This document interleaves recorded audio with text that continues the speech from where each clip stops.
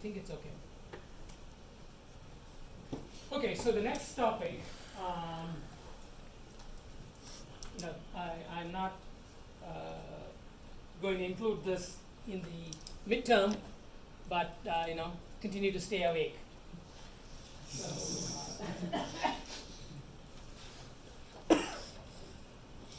So the last lecture we were talking about inline reference monitoring, and in particular enforcing certain low-level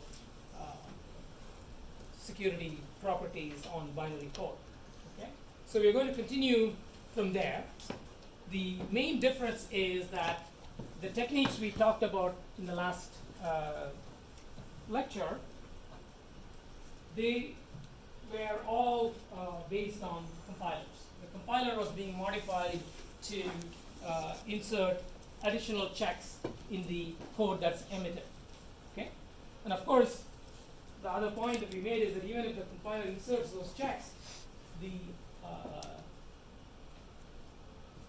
on the receiving end, you still need to check whether those compiler checks have been introduced correctly or not. Okay, so that verification requirement is still there, but the point is that the difficult task of producing the correct binary with the correct checks is handed over to the compiler, and the easier task of simply verifying that the checks are in place is done on the receiving end. Okay? And this also means that on the receiving end, you expect the binary to have some simple structure that enables you to look at the binary and verify that the checks are in place. Okay?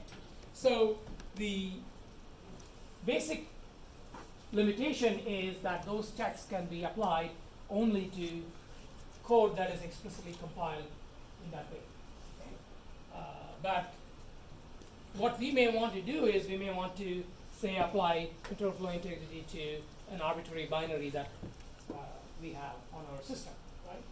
And most of the code that we use is, distributed to us in the form of binaries, right? So even if you use mostly open source software, by and large, the code that gets installed on your machine is typically a binary. So if you can directly, take the binary and manipulate it and get it to, perform these security checks, then that will be very good. So now, this is what we're going to talk about for the rest of this lecture, and probably one more lecture. So we'll sort of understand what are the difficulties in putting these checks into binaries directly. Okay. So what are the reasons for dealing with binaries directly, right? So obviously the most obvious reason anybody can give is, well, you no longer need the source code, right?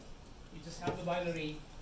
So if you have some proprietary package which is only distributed in binary form, you don't have the source, you can still apply your security checks on that type of code, right? So that's the most obvious thing you can say. There are a few other things that are actually somewhat less obvious, and one of them is in fact that when you look at binaries, a lot of binaries behavior can be understood even without knowing much about the operating system. Okay, because when you say the operating system, typically how a compiler compiles your source code is to some extent dictated by the operating system. So when you look at the source code, you may not understand many things that actually will take place when your code runs. Whereas if you look at the instructions, then you can understand it completely, and therefore what you need to do doesn't change a whole lot between different operating systems. Okay, so for instance, if you want to do control flow integrity for Windows versus Mac versus Linux, the differences are really not that much at all. Okay, and so that's another reason. And there are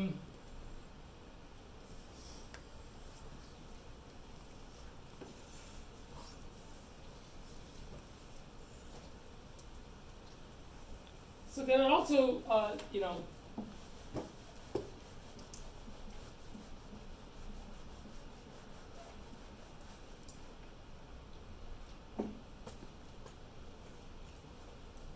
so there are also a couple of other reasons which that come up in the context of security, and one is that